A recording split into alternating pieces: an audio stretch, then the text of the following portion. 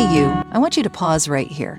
Forget everything you've been told about love for just a moment. Forget the rules. Forget the "if you do this, he'll stay" advice. Forget the articles, the memes, the strategies. And come home. Come back to yourself. Because today, we're not going to talk about how to make someone stay. We're going to talk about how to make you stay with yourself. And that starts with one of the most misunderstood yet powerful truths in any relationship. The more you cling, the more they pull away. You see, there's an invisible energy between people. A rhythm, a flow, when you try to control it. When you press too hard, lean too far in, obsess too deeply, you disrupt the natural balance. You stop relating and start chasing. You stop connecting and start clinging. And no matter how kind, loving, or generous your intentions may be, the truth is this: neediness is not attractive, obsession is not love, and trying to prove your worth usually ends up hiding it. I know that's hard to hear, especially if you've ever been in a space where loving someone meant slowly losing yourself, where you gave and gave, hoping that at some point they'd recognize your loyalty, your value, your heart, but they didn't. They got distant, cold, confused, and suddenly you're sitting there wondering, what more can I give? When maybe the better question is, why am I trying to give more than I have to begin with? This is where the law of detachment comes in.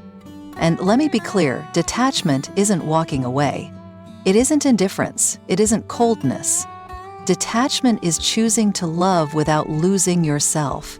It's standing in your worth whether they choose you or not. It's the radical act of being whole before someone else decides you're lovable. When you're attached, you give away your power. You text and wait. You call and hope. You overanalyze every pause, every silence, every shift in tone. Your emotional world becomes a roller coaster, rising with their attention, crashing with their distance. You stop living your life and start orbiting theirs. And that, my friend, is how attraction dies. Not because you're not enough, but because you've made them the sun and yourself the satellite. But when you detach, really detach, you do something most people are terrified to do. You trust. You trust that if it's meant for you, it won't require suffering. You trust that the right connection won't need to be chased. You trust that you are already enough, with or without the outcome. And most importantly, you trust yourself, not their words, not their approval, not their validation, but you. You stop chasing closure. You stop over-explaining. You stop managing other people's reactions to your truth. You start living, breathing, returning, coming home to your center. And from that place, you become magnetic. Not because you're trying to be, but because you're no longer trying at all. This is the paradox. When you let go, that's when they lean in. Not because you're manipulating, not because you're playing games, but because your energy becomes calm, centered, clear. You're no longer radiating fear, you're radiating self-trust, and that's rare. That's beautiful. That's irresistible. Let me give you an image. Imagine you're in water. The tighter you grip someone, the more they struggle. The more you fight the current, the more exhausted you become. But when you let go, when you float, breathe, relax, you create space. And in that space, real connection happens. Not forced, not demanded, but chosen. So how do you do it? How do you stop clinging and start releasing? It begins by asking the hard questions. What am I trying to control? Where have I made someone else responsible for my emotional stability? What am I afraid will happen if I just let go? And then breathe. Start coming back to yourself. Reclaim your morning. Drink your coffee slowly. Call a friend. Go for a walk. Listen to your own thoughts instead of their silences. Begin to remember that your life is yours, not a reaction to their attention, but a creation of your intention. It also means feeling the discomfort. Because, let me be honest, letting go feels like dying. At first. It feels like abandonment. It feels like failure, especially if your entire sense of self has been tied to being needed, wanted, chosen. But the truth is, what's dying isn't love, it's your attachment. What's leaving isn't the connection, it's your illusion of control. and what's rising is you. You begin to feel grounded in spaces that once made you anxious. You begin to observe instead of react. You begin to see people clearly, not as saviors, but as mirrors. Some will reflect back love, others will reflect back lessons, but none of them will define you. You are already whole, and this is where your true power is born.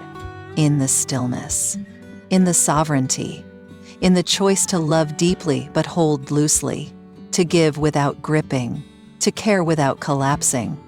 That's the energy that transforms relationships. Not how can I make them stay, but how can I stay true to me? When you operate from detachment, you no longer beg for love, you embody it. You no longer chase presence, you are presence. You become someone who isn't afraid to lose what isn't aligned, because you know what's real doesn't require force. What's meant for you cannot be taken, and what's true will never ask you to shrink. So let today be the day you stop gripping, stop begging, stop performing. Let it be the day you release the narrative that you need to earn love. You don't. You never did. You just need to return to the love that's already within you and let everything else respond to that. Thank you for choosing stillness today, for letting go of control so you could hold your peace, for remembering that the most powerful thing you can do is nothing. Just be, and let them feel the shift, not through words, but through the quiet, undeniable strength of your energy. You don't have to say a thing. Your silence will speak volumes. Your detachment will echo louder than any plea, and your presence, when no longer performed, will be unforgettable. There comes a point in your journey, whether in love, in life, in any relationship, when you have to stop asking, what more can I do, and start asking, who am I becoming while I try so hard? You see, we've been taught that if we love enough, give enough, try hard enough, someone will stay. That effort equals worth. That performance leads to permanence. But here's the truth no one ever told you. Love isn't earned. It's either aligned or it's not. You can't convince someone to see your value if they're committed to misunderstanding you. You can't prove your heart to someone who's not even ready to hold their own. And the more you bend, chase, or shrink just to be accepted, the further you drift from the only thing that ever really had a chance, your truth. Detachment is not about giving up. It's about choosing peace over proving. It's the moment you decide, I don't need to audition for love anymore. Because when you're in the energy of detachment, you're not showing less love. You're just no longer outsourcing it. You're no longer waiting to be picked. You're not asking, do you want me? You're standing in the energy of, I choose me.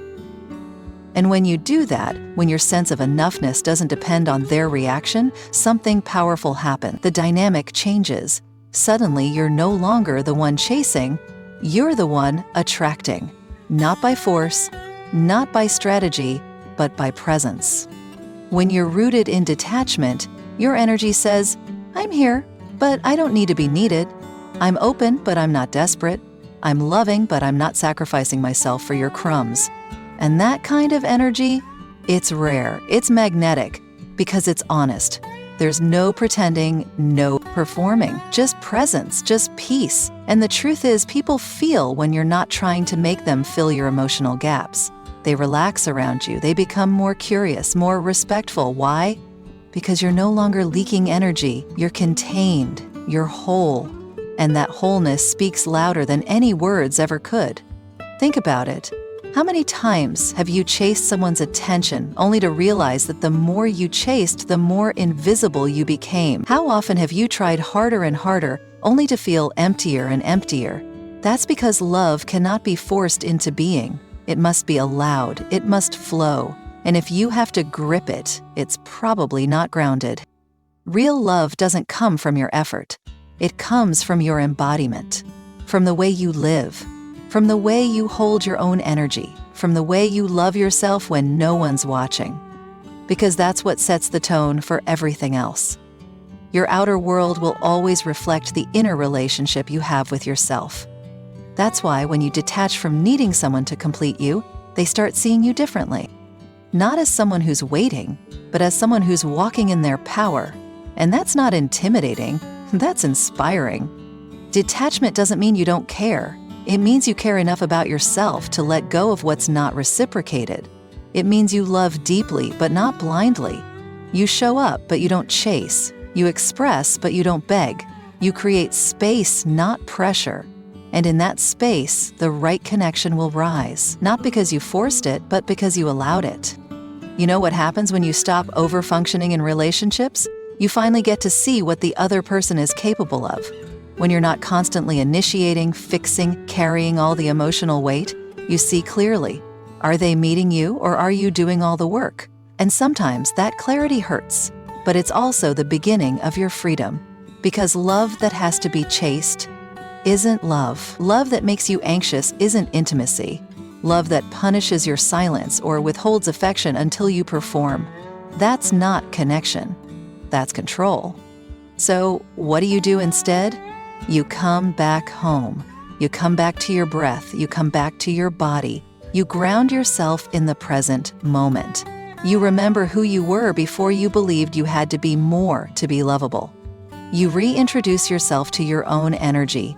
You speak kindly to the voice inside that says, maybe if I just try harder, they'll finally stay. And you respond, no, maybe if I stop trying so hard, I'll finally stay with myself. You stop choosing potential. You stop falling for words without actions. You stop romanticizing red flags and calling it passion. You stop holding space for someone who doesn't even see you, and instead, you hold space for you. You learn to sit with your own silence, not because it's easy, but because it's real. Because it's in the silence that you finally hear your own truth. And your truth is this: you are already enough. You are already worthy. You are already love, not because someone else said so, but because you finally stopped needing them to. So the next time you feel yourself spiraling, wondering why they pulled away, why they went cold, why they're not showing up, pause. Ask yourself, have I made their reaction responsible for my peace? And if the answer is yes, gently come back. Detach, not out of anger, not out of bitterness, but out of deep reverence for yourself. Because love shouldn't feel like panic. It shouldn't feel like trying to hold water in your hands while it slips away. Love, when it's real, rests. It breathes. It roots. And you don't have to earn it. You just have to embody it. Thank you for listening today. Thank you for being brave enough to shift the narrative, not by trying harder, but by letting go more. You don't have to prove you're worthy. You just have to believe it. And when you do, everything aligned with that belief will start moving toward you, quietly, naturally, and beautifully.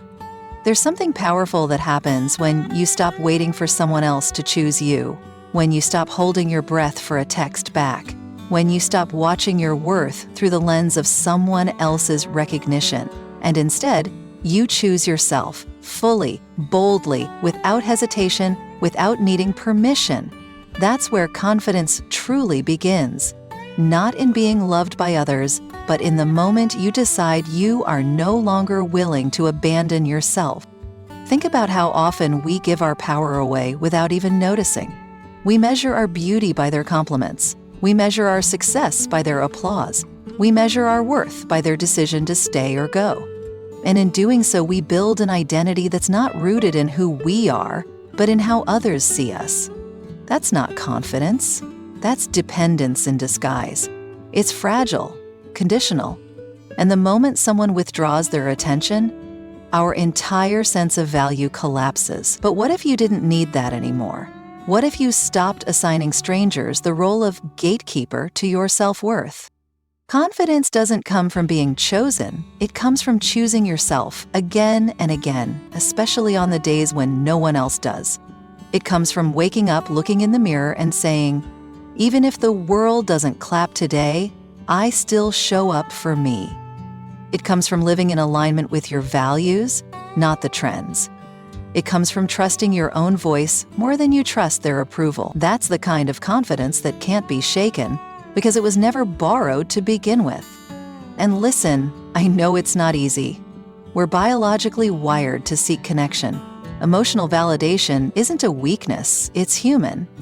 But there's a difference between welcoming love and needing love to feel enough. The first enhances your life, the second controls it. And the line between the two? It's choosing yourself first. So what does that look like in real life? It looks like setting boundaries even when you're afraid they'll walk away. It looks like ending a relationship that drains you, even when the loneliness scares you. It looks like saying no to things that don't feel aligned, even when they look good on the outside. It looks like protecting your peace like it's your most valuable currency, because it is. Choosing yourself isn't selfish, it's sacred. It's the foundation of every healthy relationship you'll ever have. Because when you abandon yourself to keep someone else, you teach them how to treat you. You teach them that your needs come last, that your voice is optional, that your presence can be negotiated, and slowly, without even realizing, you shrink, you dim, you disappear. But when you choose yourself, you set a new standard. You say, "This is how I value me. And if you can't meet me here, that's okay, but you don't get access to me." People may not understand that. They may say you've changed. They may accuse you of being cold, guarded, difficult. But that's not the truth. You're just no longer abandoning yourself to make others comfortable. You're no longer performing softness to earn safety. You're no longer breaking your back to carry relationships that don't carry you back. And yes, it gets lonely at first. When you start choosing yourself, your circle gets smaller. The noise gets quieter. The invitations slow down. Because the relationships built on your compliance can't survive your confidence. But that silence, it's holy. It's where you meet yourself. It's where you get honest about what you've tolerated for far too long. It's where you realize that peace is better than attention, that solitude is better than settling, that your own love can heal what someone else's presence never could. Confidence is not the absence of insecurity. It's not walking into every room thinking you're the best. It's walking into every room not needing to prove that you belong. It's trusting that you don't have to be loud to be heard. You don't have to be everything for everyone. You just have to be rooted in who you are, and let that be enough. Let me say this plainly. You don't need to be chosen to be worthy. You don't need to be wanted to be whole. You don't need someone else to say you matter before you believe it. That belief, that has to come from you. Because if you don't choose yourself first, every relationship becomes a transaction. You give hoping to receive, you love hoping to be loved, and when the exchange isn't equal, you feel broken. But when you choose yourself first, every act of love becomes an extension, not a cry for help. So start here. Start by asking yourself, where have I abandoned me? In what areas of your life have you said yes when you meant no? Where have you gone silent just to keep the peace? Where have you twisted yourself into something smaller just to fit someone else's comfort zone? And then, gently, compassionately, start returning. One decision at a time, one boundary at a time, one honest word at a time. Come back to yourself. She's been waiting. Choosing yourself also means honoring your needs without shame. Rest when you're tired. Speak when you have something to say. Leave when something feels wrong. You don't have to explain. You don't have to convince. You just have to be honest. With you, the people who love you won't punish your boundaries. They'll honor them. They won't confuse your silence with absence. They'll lean in. Because they're not loving the version of you that performs. They're loving the real you. And the real you, she's not always available. She's not always agreeable. She's not always easy. But she's always honest. And that is more than enough. So here's the truth. When you stop begging to be chosen, you start realizing you already were, by yourself. When you stop seeking external proof, you begin to feel internal peace. And when you stop chasing people, you start attracting what's meant.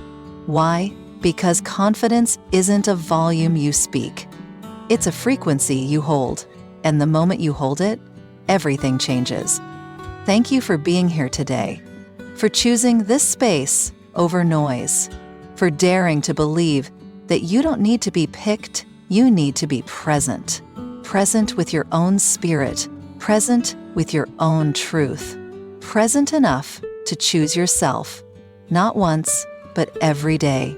And as you do that, may you discover that everything you were waiting for out there was always waiting inside of you. We've all been there, holding onto a hope so tightly that it starts to suffocate us. The text we think should have come, the call we wish had arrived, the outcome we imagined so vividly that its absence feels like rejection. And the truth is, it's not just the person we're attached to, it's the idea, the story, the fantasy of how we thought things would unfold.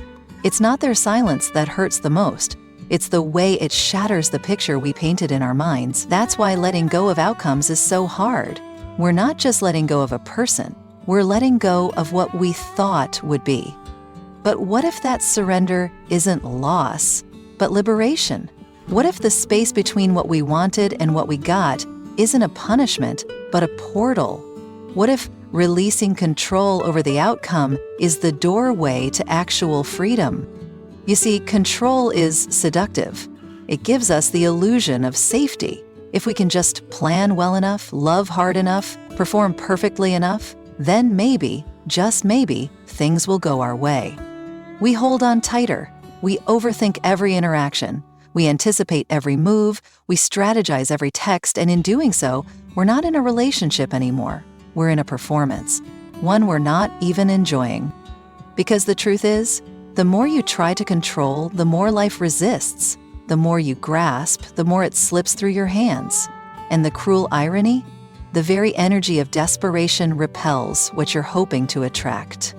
Because nobody, no matter how emotionally available, wants to feel like they're being held hostage by someone else's expectation. When we attach our happiness to outcomes, we set ourselves up to suffer. We say, I'll be okay if he stays. I'll feel good about myself if this works out. I'll finally be happy when they choose me. But that if is the problem. That when is the prison. Because it tells your nervous system you are not safe unless things go the way you planned. And when they don't, you spiral, you panic, you lose your grounding. But when you let go of the outcome, really let go, you release yourself from that emotional prison. You say, I trust life. I trust timing. I trust that what's for me won't need force. And suddenly, you're no longer negotiating your joy based on someone else's decisions. You stop bargaining with the universe. You stop manipulating your way into connection. And instead, you flow. You breathe. You allow. That's where peace begins. Not in everything going right, but in you being okay even when it doesn't. Because peace doesn't come from knowing how things will turn out. It comes from knowing that you will be okay no matter what. Think about it. What if the relationship not working out isn't a failure, but divine redirection? What if them leaving wasn't rejection, but protection? What if the silence you're sitting in is actually the clearing needed for something far more aligned to arrive? You don't know what's coming, but that's not a threat. When you stop needing certainty to feel safe, you start living. You start taking bolder steps. You say what you mean. You let people show you who they are instead of clinging to who you wish they were. You start acting from a place of integrity, not fear. And that's where your life begins to change, not because things always work out, but because you do. Letting go of the outcome doesn't mean you don't care. It doesn't mean you don't try. It simply means you no longer collapse when things don't go your way. You still love, you still hope, but you don't attach your identity to how someone else receives you. You don't crumble because something fell apart, because you trust that what's real will remain, that what's right will rise, that what's meant for you cannot miss you. Here's a powerful shift. Replace, I hope it works out, with, I trust myself no matter how it goes. That one shift changes everything. It brings your power back from the future into the present. It moves you from anxiety to embodiment, because now you're not depending on the outcome, you're depending on your own resilience, your own inner anchor. So if you're in a season right now where something you wanted didn't work out, I want you to breathe. I want you to stop making that mean something's wrong with you. I want you to remember, outcomes don't define you. Your response to them does, and choosing to respond with grace, with presence, with self-respect, that's where your power is. Release the timeline, release the story, release the version of you that needed everything to go perfectly to feel worthy. You're not here to control. You're here to participate. You're here to experience. And when you let go of needing a specific outcome, life gets a whole lot more beautiful. Not because it's always kind, but because now you're open to what's real, not just what you imagined. Thank you for choosing to surrender with me today, for remembering that peace is found not in control, but in trust, in letting go of the need to be right, to be picked, to have all the answers. May you walk forward not with certainty, but with courage, not with control, but with clarity, not with perfection, but with power, the quiet, grounded kind that knows, no matter what, you'll find your way. There's something magnetic about a person who's calm, someone who doesn't need to convince you, doesn't need to chase, doesn't need to fill the space with noise. They just are. They walk into the room and you feel something shift, not because they're flashy or loud or trying, but because their energy is steady, present, grounded. That right there, that's real attraction. And here's the thing, you can't fake it. You can't perform calm. You either are or you're not. And the only way to get there? Stop performing. Start embodying. We live in a world obsessed with image, with filters, with highlight reels, with curating a version of ourselves that will be liked, approved, shared. And it's exhausting. We're always on, always measuring, always trying to be something just a little more palatable.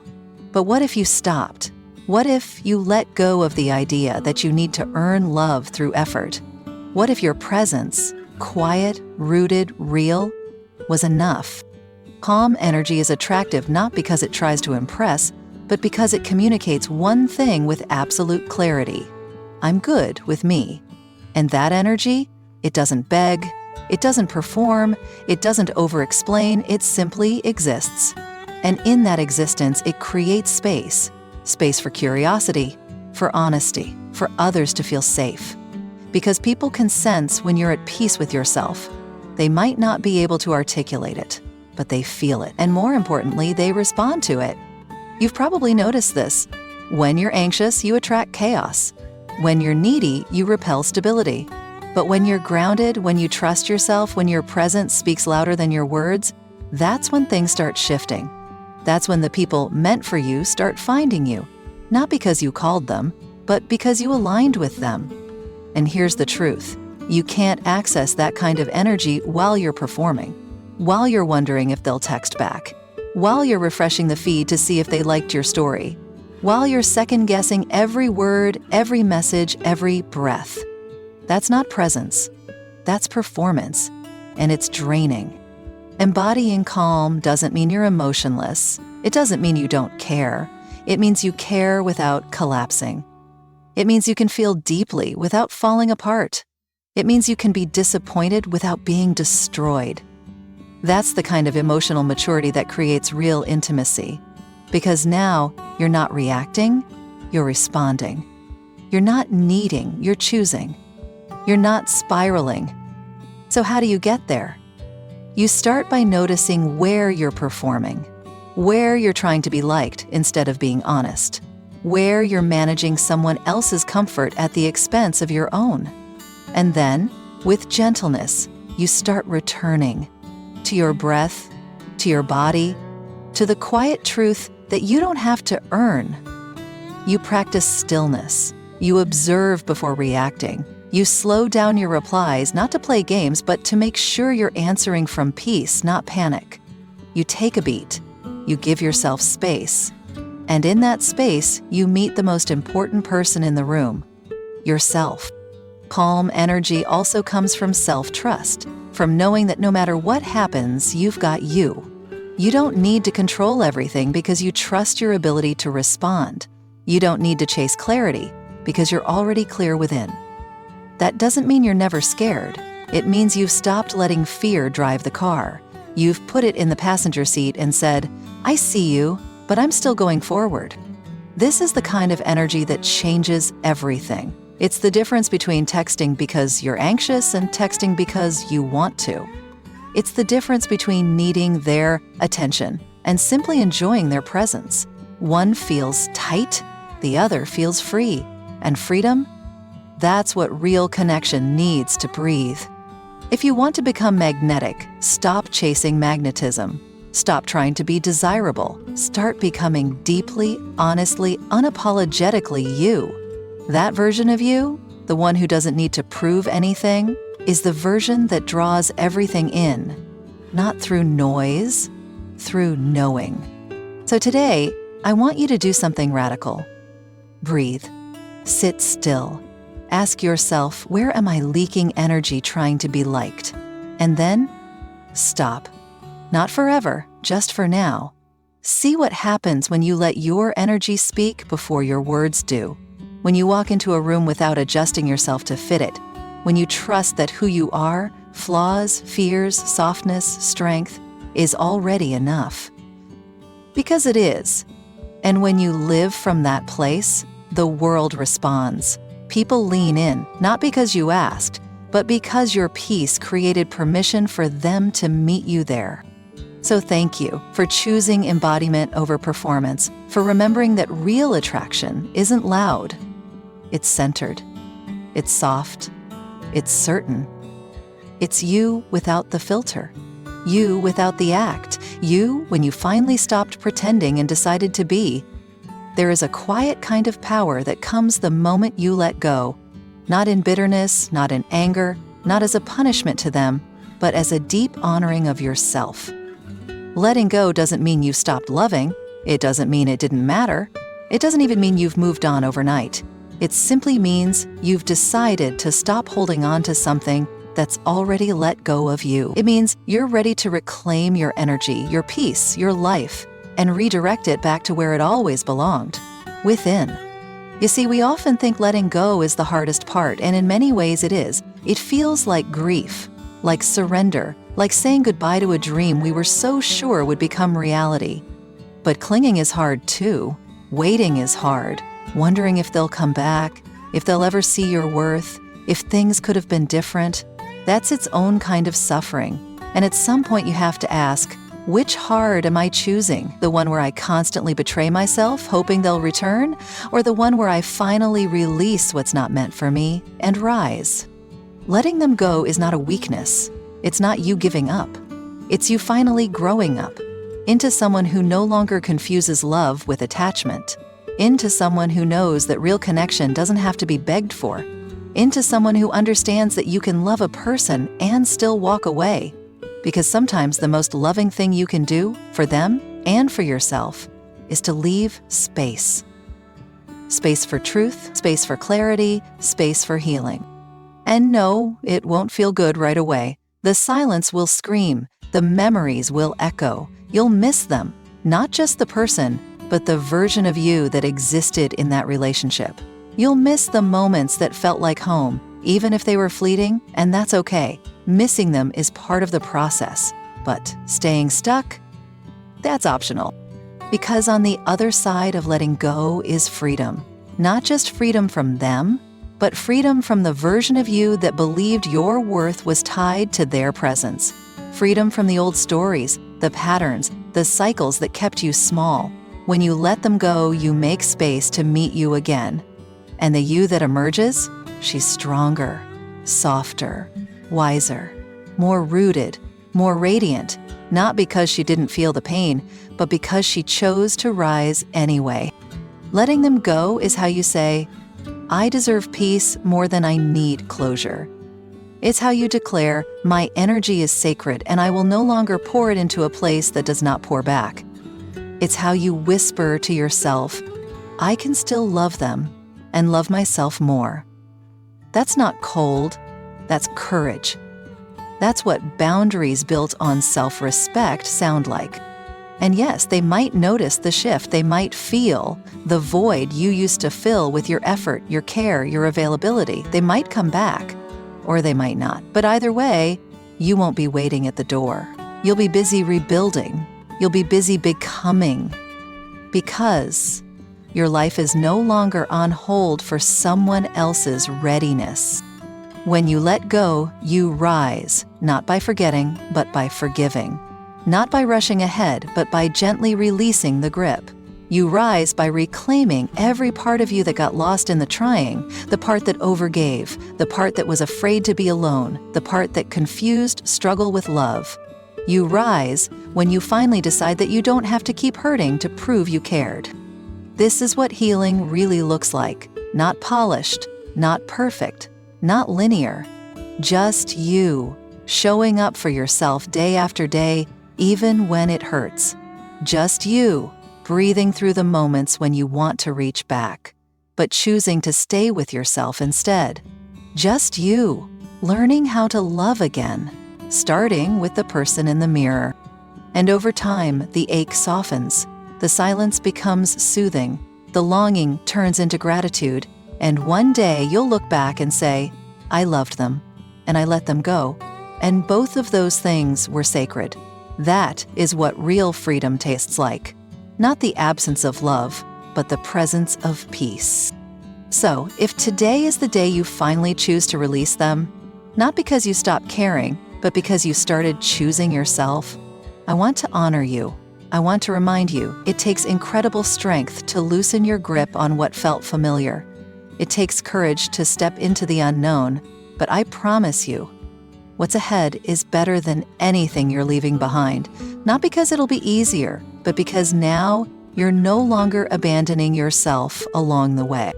Thank you for walking this journey with me, for listening, not just with your ears, but with your heart, for being brave enough to let go, for being wise enough to know that real love, starting with self-love, never asks you to shrink. May you release what no longer serves you. May you rise into all that you are becoming, and may you never forget you are not what left, you are what remains, and that is more than enough.